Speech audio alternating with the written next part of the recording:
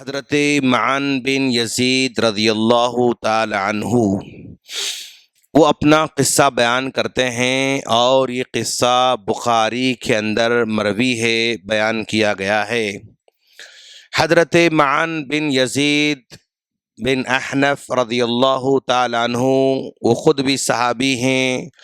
ان کے والد صاحب بھی صحابی ہیں، ان کے دادا بھی صحابی ہیں، تو گویا تین تین پیڑھیاں ان کی صحابی ہیں ماشاءاللہ۔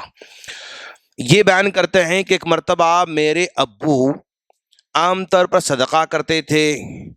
اور صدقہ جو ہے لوگوں کو ڈھونڈ ڈھونڈ کر صدقہ کرتے تھے، کون مستحق ہے، کون ضرورت مند ہے، ان کو دیکھا کرتے تھے، اور کبھی کبھی صدقہ لا کر مسجد میں ایک آدمی کے پاس رکھا دیتے تھے کہ بھئی یہ صدقہ میں آپ پاس رکھوں گا، اور اگر کوئی ضرورت مند ملے آپ ان کو دے دینا، اگر کوئی ضرورت پڑے تو آپ ان کو دے دینا، اگر مجھے کوئی ضرورت مند نظر آیا تو میں آپ کو بول دوں گا، آپ ان کو دے دینا۔ یہ ان کا جو ہے کام ہوتا تھا، ان کی نیت ہوتی تھی۔ چنانچہ انہوں نے ایک مرتبہ صدقہ نکالا، اور صدقہ نکال کر مسجد کے اس آدمی کے پاس رکھا دیا کہ بھائی ان کے پاس صدقہ ہے، اور باپ جو ہے صدقہ نکال رہے ہیں، اور بیٹے کو نہیں معلوم کہ انہوں نے صدقہ نکال کر وہاں پر اس وقت رکھا ہے۔ عام طور پر رکھا کرتے تھے، لیکن اس مرتبہ نہیں معلوم تھا۔ تو حضرت معن رضی اللہ تعالیٰ عنہ کو پیسوں کی ضرورت تھی، مال کی ضرورت تھی، تو انہوں نے مسجد میں دیکھا کہ صدقہ رکھا ہوا ہے اور کوئی بھی ضرورت مند لے سکتا ہے، تو انہوں نے اس آدمی کو بول کر وہ صدقے کا مال لے لیا کہ بھائی مجھے ضرورت ہے، مجھے دے دو۔ وہ آدمی دے دیا، ضرورت مند ہے تو ٹھیک ہے لے لو۔ اور لا کر میں اپنے ابو کو بتایا کہ مسجد میں جو صدقے کا مال رکھا ہوا تھا، مجھے ضرورت تھی، میں لا لیا وہاں سے۔ تو فوراً میرے والد صاحب چمک گئے اور چونک گئے، کہا کہ بھئی وہ صدقے کا مال میں رکھا تھا، اور میں تم کو دینے کا تو میرا ارادہ نہیں تھا، تمہیں دینے کا میرا جو ہے ارادہ نہیں تھا، تم کیوں لے کر آئے وہ صدقے کا مال؟ چنانچہ باپ بیٹے میں جو ہے اختلاف ہو جاتا ہے۔ بیٹا کہتا کہ بھی صدقہ تھا، ضرورت مندی میں لے کر آیا تھا، اور باپ کہتا کہ صدقہ ٹھیک ہے میں رکھا تھا، لیکن تم کو دینے کا ارادہ میرا نہیں تھا، کسی اور کو دینے کا میرا ارادہ تھا۔ تو دونوں میں اختلاف ہو جاتا ہے، یہاں تک کہ اللہ کے رسول صلی اللہ علیہ وسلم کے پاس آتے ہیں۔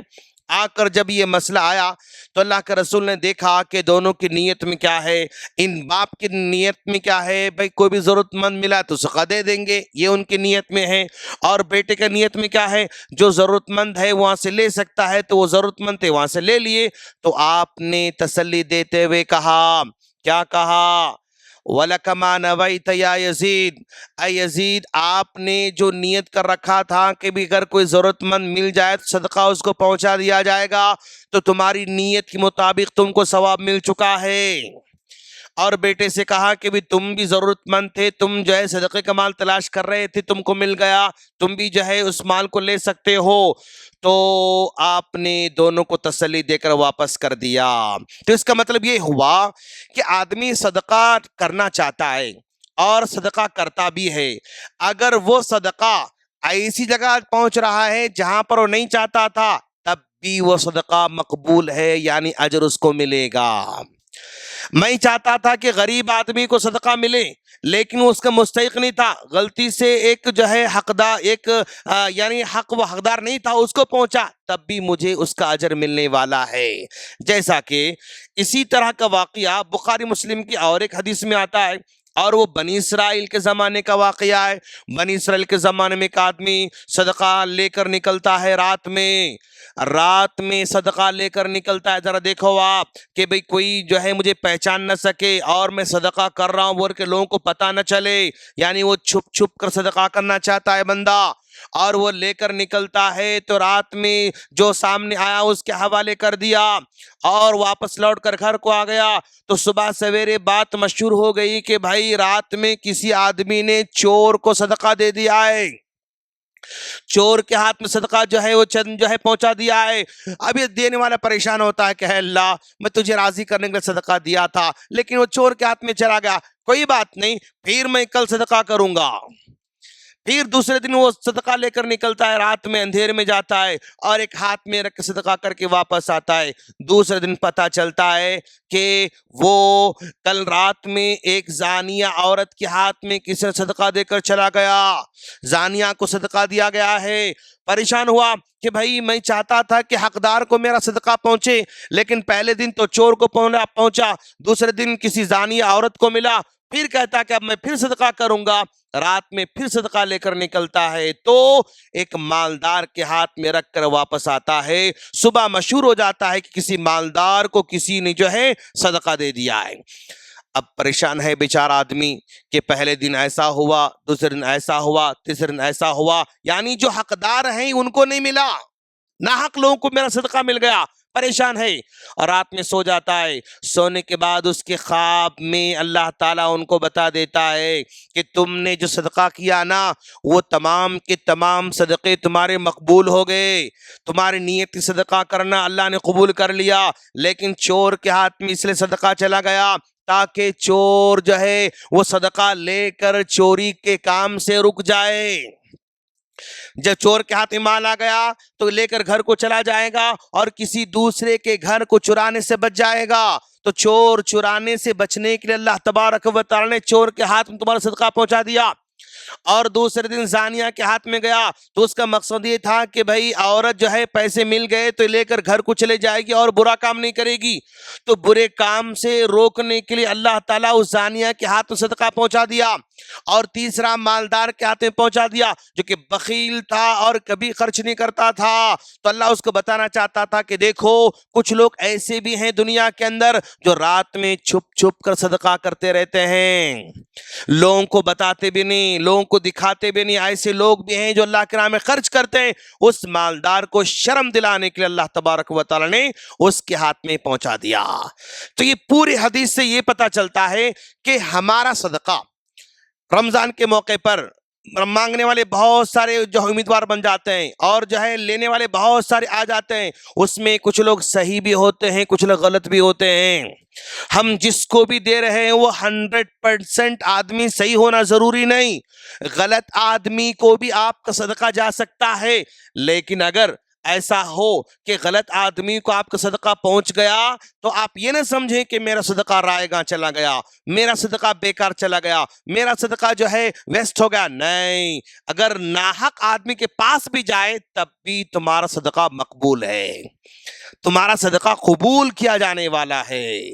اور اس سے یہ بھی ہم کو سمجھ میں آتا ہے کہ ہماری سوسائٹی کے اندر ایسے بہت سارے حادثے ہوتے ہیں کہ مدرسے کے نام پہ آتے ہیں لیکن مدرسہ کبھی رہتا کبھی نہیں رہتا، نہ رہنے کے باوجود اس کو پیشہ بنا لیتے ہیں۔ کبھی جو ہے مسکین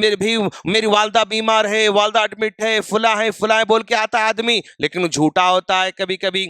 کبھی جو ہے اپنے بچے بھوکے ہیں پیاسے ہیں فلاں سو آ کر بول کے لیتا ہے، کبھی وہ جھوٹا ہوتا ہے۔ الغرض بہت سارے جھوٹے واقعات بھی یعنی لینے والے آتے ہیں اور لے لیتے ہیں۔ تو ایسی صورت میں آدمی اپنا دل چھوٹا نہ کرے، بلکہ اگر ہمارا صدقہ جاتا بھی ہے تو ہمارا صدقہ ہمارا نیت کی مطابق ثواب ہم کو ملنے والا ہے، ثواب ہم کو ملنے والا ہے۔ ہماری سوسائٹی میں ایسا ہے کہ بھئی کبھی کبھی کیا ہوتا معلوم، رشتہ دار ہمارا مسکین ہوتا ہے، تھوڑا غریب ہوتا ہے،